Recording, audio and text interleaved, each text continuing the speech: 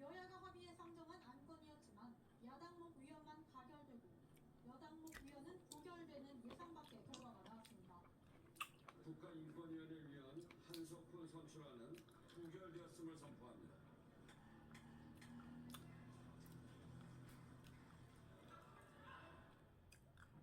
국민의힘은 민주당이 약속을 깼다며 반발했습니다. 사기를 당했다는 표현까지 나왔습니다.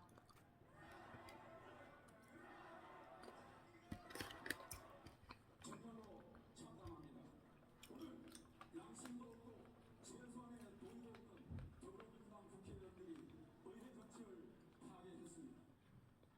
부결된 한석훈 후보자는 검사 출신으로 이재명 대표 수사검사에 대한 탄핵소추를 비판해왔습니다.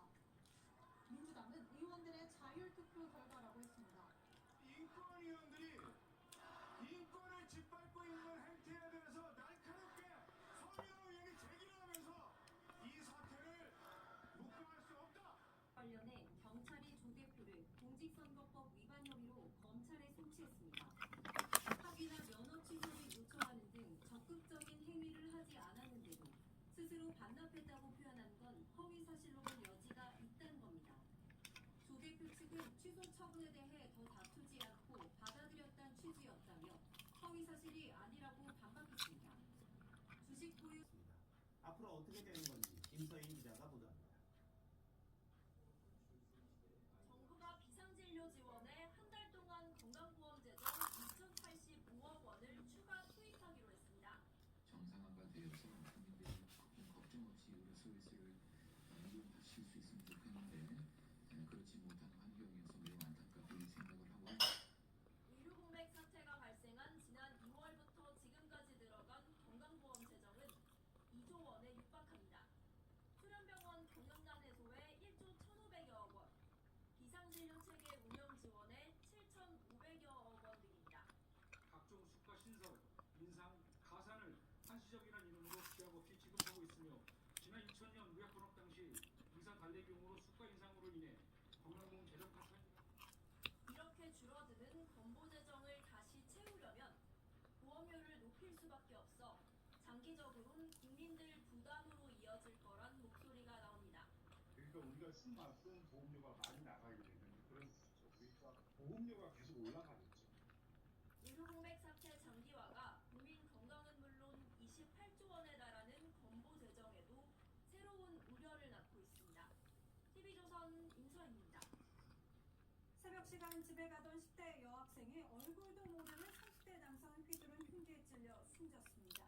남성은 술에 취한 상태였는데 경찰은 이른바 이상동기범죄 묻지마 살인 가능성도 조사하고 있습니다. 박건욱 씨입니다. 인도를 걸어가는 여성을 한 남성이 뒤쫓아가더니 폭행하며 넘어뜨립니다. 시민이 다가오자 남성은 주차장 너머로 쏜살같이 달아납니다. 죽는 줄 알았지. 쫓아왔어요. 근데 남자가 옮겨서 물어보더라고.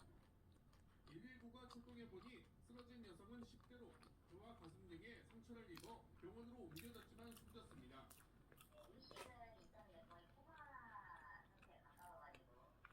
피습 현장에는 피해자를 추모하는 꽃다발도 놓였습니다. 경찰은 CCTV에 잡힌 범인의 인상착의를 토대로 수색에 나섰는데 범행 현장에서 1.5km 떨어진 주택가에서 행인과 시비를 벌이던 남성을 제압해 검거했습니다. 술에 취해 있던 남성은 범행을 부인하고 있는 것으로 알려졌습니다. 술은 취한 건 많은 것 같아요. 근데 정신병원은 아니고 확인을 못했고 마약 관련해서는 의뢰를 한 거고요. 경찰은 범행에 쓴 것으로 보이는 흉기를 찾아내 고가수에 감식을 의뢰하고 남성에 대해선 살인 혐의로 구속영장을 신청할 방침입니다. TV조선 박건우입니다. 대학 연합 동아리에서 불거진 대규모 마약 사건이 캠퍼스를 넘어 의사와 기업인으로 확대되고 있습니다. 동아리 회장에게 마약을 산 의사는 마약 투약 뒤 환자 7명을 수술했습니다. 이동훈 기자입니다. 남녀 10여 명이 대낮에 길가에서 단체로 춤을 춥니다. 호화 파티 등으로 대학생 300여 명을 모은 연합동아리 회원들입니다. 동아리 회장 연모 씨는 회원들에게 마약을 팔고 함께 투약하다가 적발돼 지난달 재판에 넘겨졌습니다. 93개 대학의 대학생 총 14명이 대마, 페타민, 필로폰 등 마약을 매매하고 투약한 사건을 적발했습니다. 검찰 수사 결과 영씨는 일반인들에게도 마약을 판매한 걸로 드러났습니다. 영씨에게 마약을 구입한 의사 이모 씨는 9년 경력의 서울 상급종합병원 소속으로 새벽에 마약을 투약하고 같은 날 오후에 환자 7명을 수술했습니다. 회장 영씨 구속 이후 마약을 구할 수 없게 된 여대생 정모 씨는 포스닥 상권 이관입니다. 아직도 신안 염전노예 사건을 떠올리게 하는 일이 벌어지고 있는 것으로 파악됐습니다. 악덕업주는 지적장애인을 어선에 소개시켜준 뒤에 이들의 임금을 가로채는가 하면 폭력도 사용했습니다. 하동훈 기자의 보도입니다. 어선 위에서 커다란 밧줄 묶음을 옮기려고 안간힘을 쓰는 선원. 지적장애가 있는 이 남성은 지난 2년간 서해안 통발 어선에서 하루 20시간 넘게 일을 했습니다. 우태 오르지 못하고 배 위에서만 주로 생활하며 받기로 한 임금은 월 300만 원가량. 하지만 100만 원을 빼고 나머지는 모두 속에서 업주가 가져갔다고 말합니다.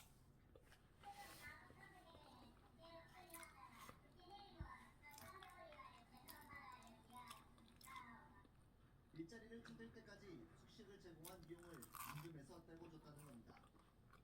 해경 수사 결과 소개서업주의 임금 착취 혐의가 드러났습니다. 다른 2명도 같은 이유로 임금을 빼앗겼습니다. 한 피해자는 숙소에서 말을 듣지 않는다는 이유로 폭행을 당하기도 했습니다. 비해선원들이 지적장애나 경계선 지능장애를 가지고 있다 보니까 판단 능력이나 의사결정 능력이 부족합니다. 악덕업주는 3명으로부터 임금 약 1억 3천만 원을 가로챘습니다. 또 소개소를 무허가로 운영하며 불법 소개비 등으로 3억 원 가까이 챙겼습니다. 이렇게 벌어들인 돈은 대부분 유흥비와 도박으로 탕진했습니다. 해경은 50대 업주를 직업안정법 위반 등의 혐의로 구속해 검찰로 넘겼습니다. TV조선 하동원입니다. 가상화폐가 상장되면 큰 돈을 벌 수 있다며 연예인 등을 동원하는 건 익히 아시는 코인 사기 수법일 텐데요. 하다하다 이제는 정당까지 만든 사기단이 나왔습니다. 피해자가 3만 5천 명에 달할 정도인데 주로 고령층이었습니다. 김가루 기자입니다. 지난해 4월 열린 한 정당의 창당식, 지도부 입장과 광역시도당 위원장 소개 등 행사가 그럴듯해 보입니다. 이들은 지난 총선에서 60석을 확보하겠다고 공언했습니다. 하지만 창당 세력들의 목적은 총선이 아니라 코인 투자자 모집에 있었습니다. 창당까지 할 정도의 세력이 있음을 과시해 투자자들을 모집한 건데 개발한 코인이 상장되면 2,000배 수익을 올릴 수 있다고 홍보하고 한 경제방송을 통해 관련 앱을 소개하기도 했습니다. 저작가로 들어가기 때문에 이 기술을 사용하게 되죠. 그리고 보안 문제에 있어서 아주 탁월합니다. 또 배달 사업에 투자하면 매달 배당금을 받을 수 있다고도 선전했습니다. 하지만 코인은 상장되고 늘어진다고 많이 되는 것 같아요. 사기단의 속은 피해자는 3만 5천여 명, 대부분이 60에서 70대로 피해액은 200억 원이 넘습니다.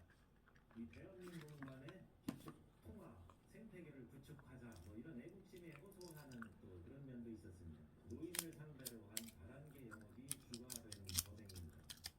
일당들은 가로챈 돈 대부분을 활동비와 투자자 모집 인센티브 등으로 탕진했습니다. 경찰은 주범인 50대 남성 중 4명을 검찰에 넘기고 나머지 일당 17명은 계속해 조사하고 있습니다. TV조선 김다로입니다. 어두운 밤 폭우가 쏟아지는 횡단보도 한복판에 혼자 휠체어를 타고 건너는 사람이